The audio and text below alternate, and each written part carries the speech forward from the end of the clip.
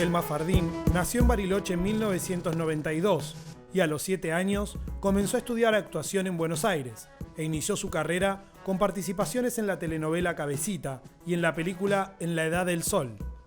Tuvo apariciones en más de 20 tiras y series, participó en 4 películas y 4 obras teatrales.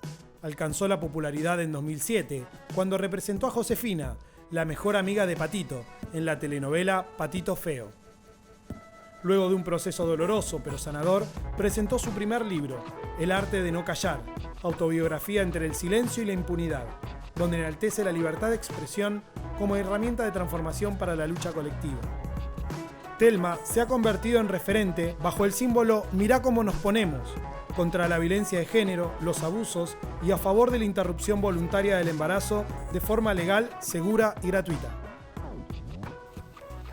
Buenas tardes, estamos acá nuevamente en este programa o formato que tenemos, que es las entrevistas en foco.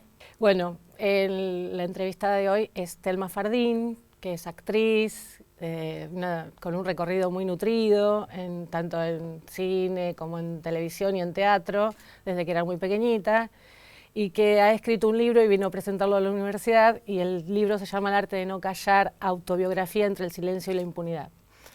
Es un libro que nace a partir de una denuncia que hace Telma hace un tiempo, hace un año más o menos,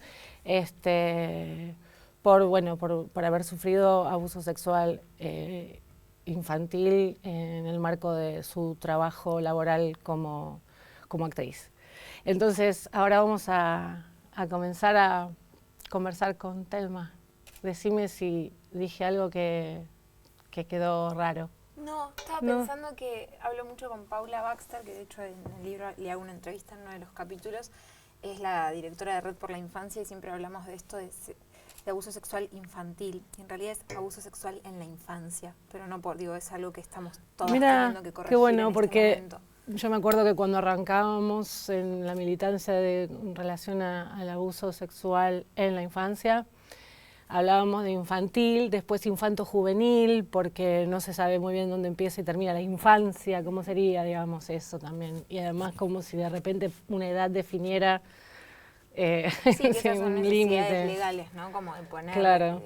Estipular cosas, pero porque sí, ¿no? Y de repente lo escuché y digo, claro, hablar de abuso sexual infantil en realidad eso no existe, porque es el abuso sexual a los niños, a la infancia, claro, ¿no? Entonces, claramente. Pero lo pensaba mientras te escuchaba. Buenísimo, porque viste que estamos tratando de construir todo el tiempo. Sí. Bien. Una de las cosas, bueno, sos militante feminista, ya a esta altura del partido, sí. podemos reconocerlo así. Una de las cosas que para mí que es muy interesante de todos los que han sido los movimientos feministas en el último tiempo es esa matriz de pensamiento que implica que lo personal es político, ¿no es cierto? Entonces me daban como ganas de arrancar desde ahí, porque todo tu libro es como si fuese ese recorrido de pasar de lo personal a lo político, para varias cuestiones, no solamente para colaborar con una problemática y hacer visible una problemática que nos atañe a toda la sociedad, sino también porque es un camino de resiliencia, ¿no es cierto? Digamos, como algo de eso. Sí, yo creo que esa frase, ¿no?, de lo personal es político, que fue fue emblema en el movimiento de mujeres, a mí me clarificó cuál era el camino a recorrer, los pasos a seguir dentro de este nivel de burocracia que propone el sistema, en el que es muy difícil conseguir algo que realmente sea justo, ¿no? Como esta idea de camino de justicia, o cuando te dicen, bueno, esperemos a ver qué dice la justicia o los tiempos de la justicia. La verdad es que justicia, como lo tenemos en nuestro imaginario antes de toparnos con el aparato, creo que es una utopía que nada tiene que ver con el camino real que una recorre. Entonces se hacen fundamentales estas otras salidas en las que uno entiende que lo personal es político, porque justamente es lo que te permite entender que no sos una aguja en un pajar, que no sos un caso aislado, sino que estás hablando de algo que atraviesa a toda la sociedad. Porque claramente lo que me parece que es interesante en ese punto es que lo político se vuelve algo de tu vida. Quiero decir que pareciera ser como que De hecho, cuando ingresa en el campo de lo colectivo y uno puede transformar eso que es individual o personal o subjetivo en algo colectivo, ahí ya ingresa el campo de lo político, es decir... Sí, creo que muchos años nos han cercenado esa posibilidad, aparte de las formas en las que nos adoctrina el patriarcado, tiene que ver, ¿no?, con esta cosa de hacernos sentir en soledad con el patriarcado y el capitalismo. Yo creo que son los dos sistemas que claramente funcionan muy bien en el aislamiento, entonces... es muy poderoso cuando nos organizamos y hay una fuerza muy grande que por eso también se entiende que el sistema nos necesite separadas, ¿no? Entonces en el momento en el que, más allá de justamente lo personal es político, pero porque en el momento en el que se hace grupal también ahí hay un caudal de energía muy fuerte en el que justo, bueno, en mi caso vino, creo yo, en una coyuntura a quedar en este momento, pero podría haber sido cualquier otro caso. Me parece que era un momento en el que como sociedad eso era una cosa que estaba en ebullición y que en algún momento la olla se iba a destapar. Tocó con mi caso por todas las aristas que toca, por la posibilidad que tiene el colectivo de actrices argentinas de visibilizar, ¿no?, la gran herramienta, pero en una coyuntura mucho más amplia, ¿no?, después del Ni Una Menos en el 2015, después de la lucha por el aborto legal, y bueno, y llegó mi caso y como sociedad estábamos más capacitadas para escuchar. Gracias a que alguien habló, yo hoy puedo hablar. Y cuando lo dije, me encontré rodeada de personas que estaban dispuestas a acompañarme, a cuidarme y sobre todo a darme mucho amor. Mira cómo nos ponemos. Mira cómo nos ponemos. Mira cómo nos ponemos. Mira cómo nos ponemos. Mira cómo nos ponemos. Cómo nos ponemos. Mira cómo nos ponemos. Mira cómo nos ponemos. Cómo nos ponemos. Siguiendo con esta idea de recorrido de lo personal a lo político, hay una de las citas que vos tenés en el libro, que no me pidas que me acuerde, pero vaya, vos la vas a decir, que es esto de hacer de la angustia un dolor. Un color. Un color, perdón, sí. Un color, ¿no es cierto? Hacer de la angustia un color. Cristina Peri Rossi. Cristina Peri Rossi, exactamente. Entonces digo, en lo personal digo, como uno entiende que eso es una experiencia que va a marcar un modo de estar también en el mundo, o sea, y que también trae mucha información, ¿no? Porque digo, acá es donde yo empiezo a plantear la historia de la idea de la víctima, la idea de la resiliencia, las exigencias hacia la víctima, en términos, no solamente en los términos que ya sabemos de que la víctima siempre es, o como dice Paula Baxter, ¿se dice? Paula. Sí, Baxter. Baxter. Se escribe Baxter, pero Baxter, se dice Baxter. Que es la directora de Red de la Infancia, ¿no? Red por la Infancia. Muy interesante también todo el trabajo que hacen con el tema de, digamos, de estadísticas y de planteo sociocultural del asunto y político, claramente, y estatal, gubernamental, legislativo, todas esas historias. Pero digo, en esta idea de la angustia, transformarla en un color, digo, esa experiencia no se borra, digo, entonces a veces a las víctimas también le dicen, bueno, ya pasó, ¿no? Como algo de eso, sumado a que cuando te ingresás a la instancia judicial, es un estigma dificilísimo de trabajar. Yo creo que a mí, esa frase me la leyó mi mejor amiga, la que me acompañó a Nicaragua, que fue un poco la representatividad de todas esas otras mujeres que en realidad... Dani. Lucía. Lu. De todas esas otras mujeres que me estaban acompañando de alguna manera, pero claro, que venían en el cuerpito de Lu, en ese viaje que fue además muy duro porque Nicaragua en este momento no hay Estado de Derecho en Nicaragua. Esto es algo que no se dice y no se plantea y no se sabe, entonces fuimos a un lugar muy hostil. Y Lu me lee, estando allá, una frase de Cristina, que además es nuestra escritora favorita, las dos somos fanáticas, y me lee esta frase. Yo le estaba diciendo, si de toda esta experiencia tan compleja sirve para que una persona del otro lado no se sienta sola, fue suficiente. La verdad es que fue realmente muy genuino la conexión que teníamos con que si esto es útil para una persona más, y creo que desde ahí es que surgió toda la dimensión que tomó el caso, y esto, ¿no? Esto que dice Cristina Peri Rossi, yo os invoco a hacer de la angustia un color. Me parece que pedirle, siempre hay como muchas pretensiones y exigencias sobre la víctima, ¿no? De hecho, este es el único delito en el que la primera persona en ser peritada es la víctima. Cuando se hace una denuncia de esta índole, lo primero que hacen es ver si tu psique está bien, si no estás especulando. Digo, eso no, es una ridiculez, porque con cualquier otra cosa que una declara ante la justicia esto no pasa. Entonces, desde ese lugar, por supuesto, como la manera, de hecho en el prólogo, tengo prólogo de Darío, que es muy amigo de Darío Stanraiver, y de Lu Pecker, o sea, tengo unos prólogos de tremendos.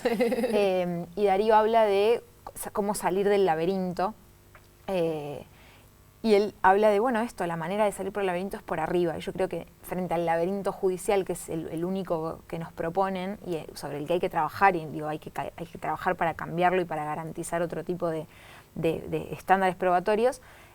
En el mientras tanto, el camino de lo creativo y de hacer de eso, y en particular en este tipo de situaciones donde además tenés un sistema revictimizante, sí, digo, cuando a mí me preguntan, bueno, ¿qué recomendás? Como si se pudiera recomendar, algo. Yo lo único que puedo hacer es contar mi experiencia, y encima una experiencia muy afortunada, digo, desde donde yo puedo militar el feminismo, desde todos los privilegios posibles. Y el libro buscó todo el tiempo ser una caja de herramientas. Mientras lo escribía pensaba, bueno, hay tanta, no solo ignorancia, porque no creo que sea desde un lugar tan ingenuo. O sea, creo que hay una parte de la sociedad que sí tiene ignorancia, y creo que hay toda otra parte que de manera muy intencional busca y planta determinadas formas de encarar este tipo de temas para deslegitimar la palabra de quien se anima a denunciar. Sí. No creo que sea con ingenuidad. Porque cuando a una le dicen, bueno, lo hace para una típica, lo hace para ser famosa, lo hace para...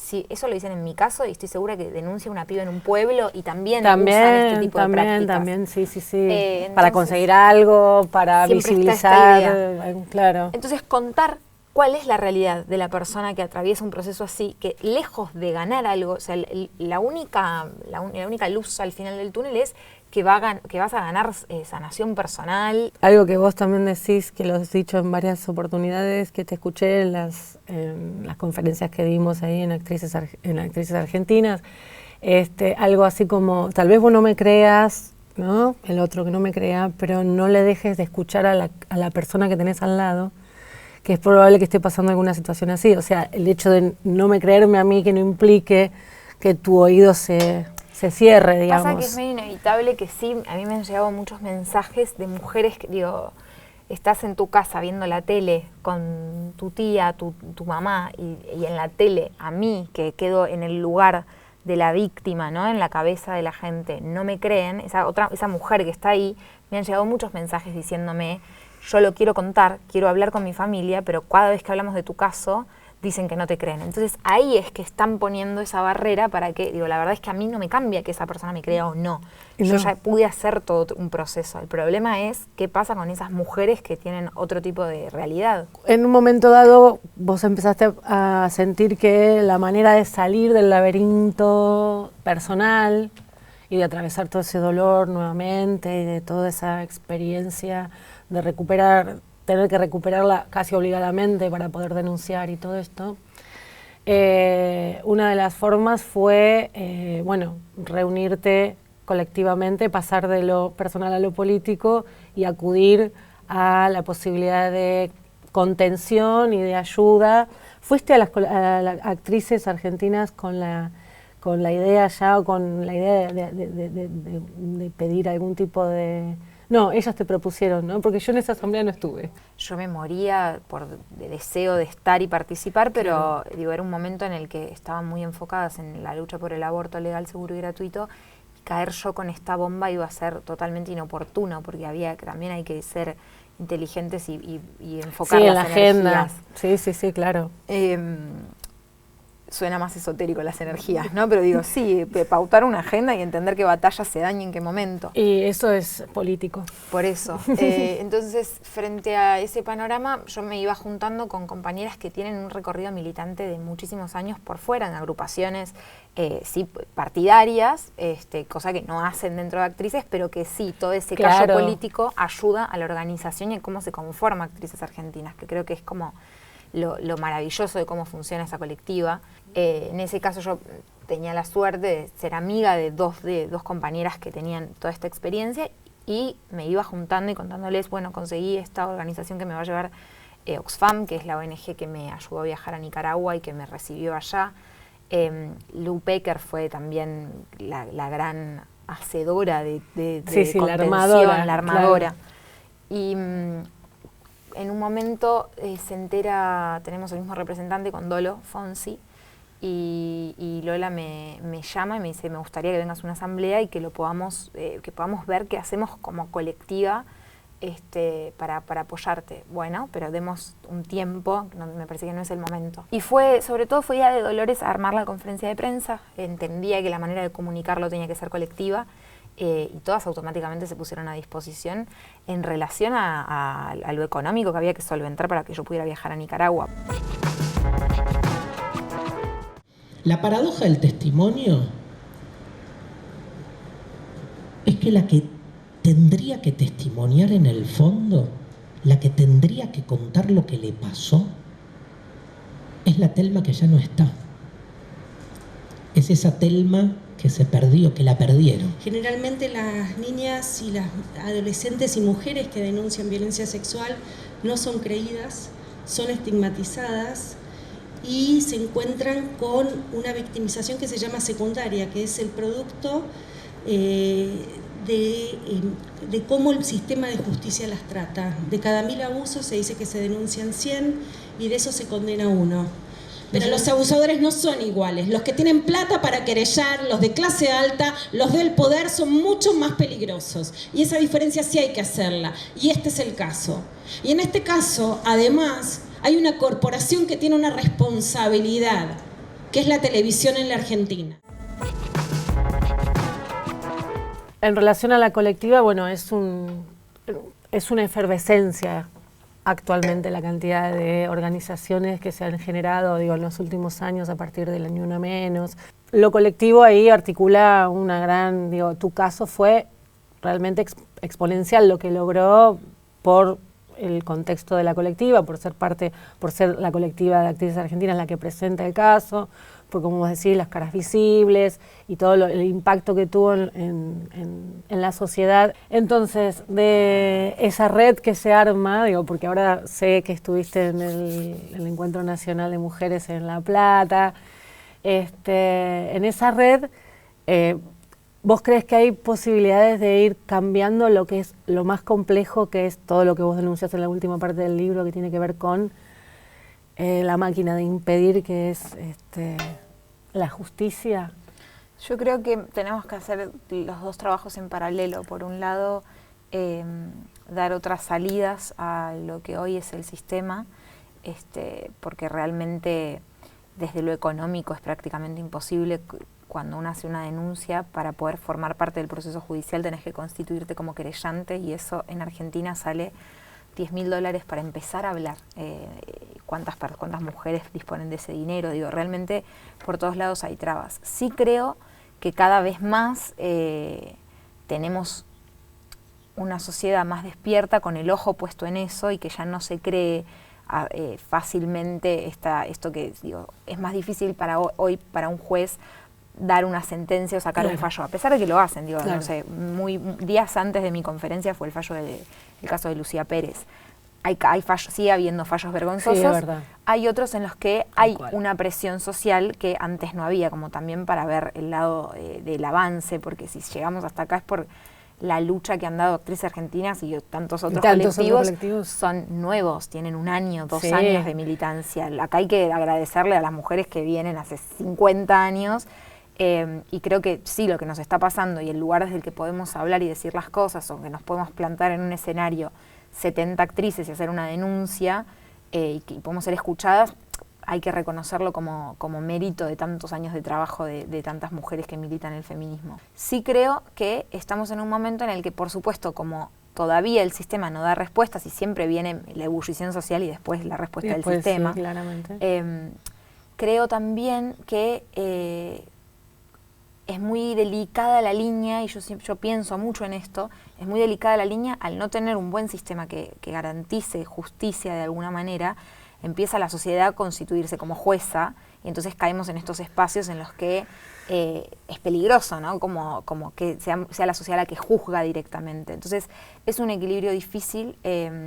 Yo creo que avanzamos, creo que probablemente la salida, esto ya es como muy personal, tiene más que ver con lo civil que con lo penal. Me parece que el sistema penal, como a mí en lo particular, una condena que mete presa a una persona con algo que se sabe, que dentro de las cárceles se sufren violaciones, digo, yo no veo en ese sistema, me parece que es la perversión del propio sistema, ¿no? La que te obliga a quedar en un lugar que por lo menos para mí no es de sanación o de resiliencia. Para mí la resiliencia tuvo que ver con otra cosa. Y creo que el camino debería ser otro. Hace poco hubo un juicio por la verdad, se llamó, porque los casos estaban prescriptos, donde esas dos mujeres, más allá de que no iban a conseguir una condena para su abusador, sino que iban a poder hablar. Me parece que esa puede ser una salida interesante al laberinto que nos propone, donde además nos ponen a nosotras en el lugar de castigadoras. Es muy perverso. Es muy perverso, sí. Digamos, hay un montón de cosas para charlar, pero básicamente, no sé si quieres agregar algo en relación a tu proceso, a tus ganas de compartir. No, sí creo esto del libro, que para mí fue muy emocionante escuchar a mujeres que después de animarse a leerlo, porque también es un libro que te pone, a mí los libros me acompañaron mucho en el proceso previo a animarme a hablar y a hacer la denuncia, a tomarme ese avión a Nicaragua, el libro de Belén López Peiró, Porque volvías cada verano, sí. Donde ella logra hacer algo muy bello de un caso muy duro, de un expediente, hace algo que es muy reparador, y que mi libro se convierta en esa herramienta que yo conozco, de cómo un libro puede ser tu compañía en algo tan fuerte, que mi libro se haya convertido en esa herramienta para otras mujeres. Para mí es muy poderoso, y escuchar a mujeres que a partir de leer el libro se animan a hablar y tienen herramientas, o también para quienes están al lado y pueden contener. Claro. Me parece que es como a mí me encantaría poder responder uno por uno a todos los mensajes que me llegan, y realmente es muy difícil. Entonces el libro un poco busca ser esa respuesta a todos esos casos que me llegan, y que mi libro se convierta en esa herramienta que yo conozco, de cómo un libro puede ser tu compañía en algo tan fuerte, que mi libro se haya convertido en esa herramienta para otras mujeres. Para mí es muy poderoso, y escuchar a mujeres que a partir de leer el libro se animan a hablar y tienen herramientas, o también para quienes están al lado y pueden contener. Claro. Entonces desde ahí que mi libro haya pasado a ocupar el lugar que muchos otros libros ocuparon para mí, para animarme a entender y a estructurarme antes de exponerme como me expuse, es muy emocionante. Pero bueno, el libro de Thelma es El arte de no callar, y yo humildemente creo que no callar, o sea, que hablar de alguna manera va desarmando la práctica hegemónica de lo que es el abuso sexual en la infancia y en todas las formas de violencia contra las mujeres y las autopercepciones que haya. Bueno, muchísimas gracias, una alegría tenerte acá. Gracias. Y nos vamos para hacer la presentación del libro. Gracias.